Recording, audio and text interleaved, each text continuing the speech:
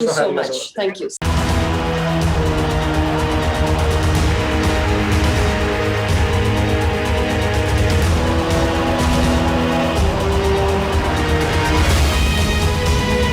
During the second phase lockdown in Chennai, there was a sudden increase in demand for home-style cooked meals as many people were either infected with COVID and isolating or were elderly citizens unable to get their regular help.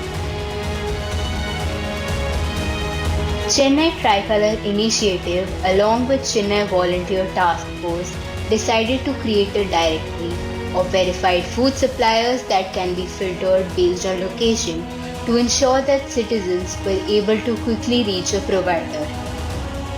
They have not only helped COVID patients but also ambulance drivers, daily wage earners, and transgenders.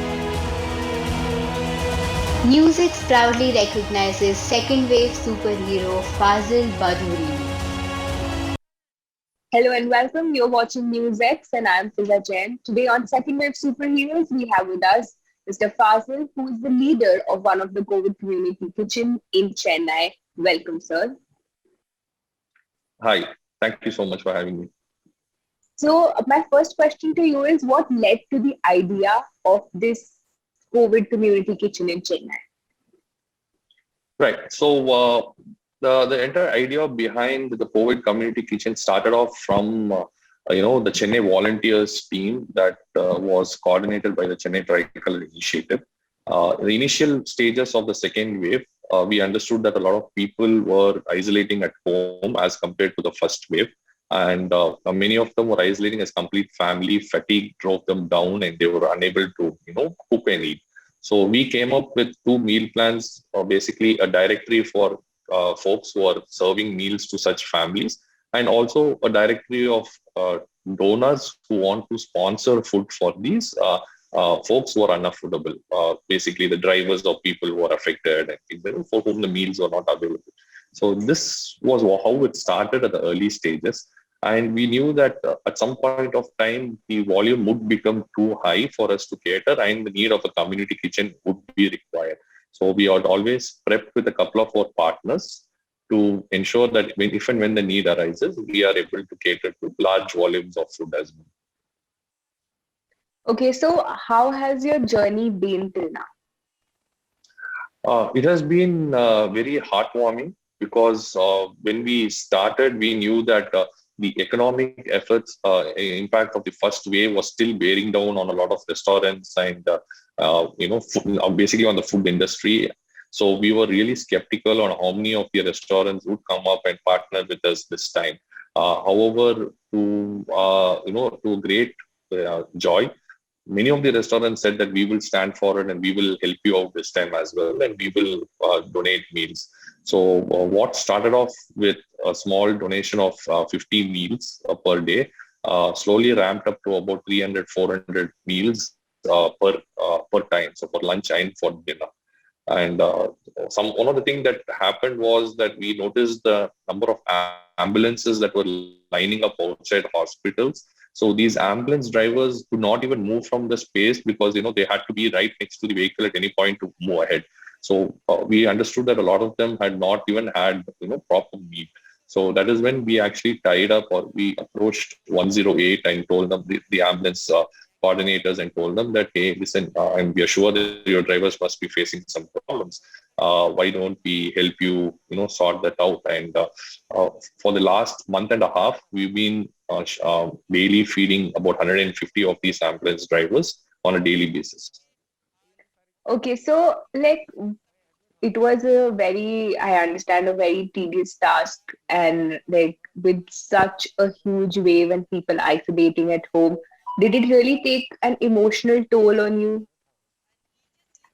There was an emotional downtime as usual. There are days when you really feel helpless as what you can do because, like I said, the ambulance driver was just one part of the initiatives that we did. Besides that, we were catering to different segments. We were catering to the transgender community because they were also hard hit by the pandemic.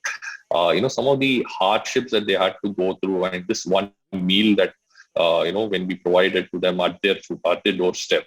You know, that smile, just the pure smile and the satisfaction on their face makes any emotional backlog just vanish. True. So tell me some concluding things that how was your personal complete journey?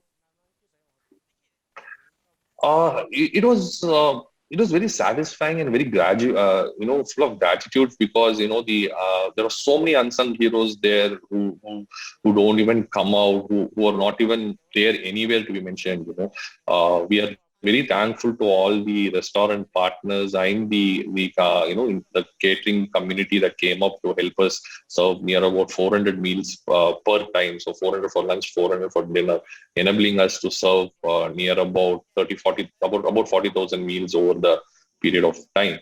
And I would also take this opportunity to thank some of our sponsors who had wholeheartedly come forward. So starting from a food group called Eat, Pray, Love, which is based out of Chennai. So they arranged a lot of funds and coordinated for a large number of days. And then another restaurant called Kebabchi, based out of Numambakam in Chennai. And then another restaurant called Kapachaka Kandari by Chef Reggie, who was like, we are okay to help them throughout as long as you need. And SBI Diners, who were our main kitchen sourcer, and who was where the fund basis. So these are some of our partners who stood by us without any guarantee, or they said, Fazil, you're doing a great job, your team is doing a great job, just let us know how many days you need and we will support you. That's amazing. Thank you so much, sir, for joining us on this show. And indeed, it's people like you that India has actually now started coming out of the second wave and will fight this COVID crisis soon. For more such videos, subscribe to the NewsX YouTube channel, hit the bell icon.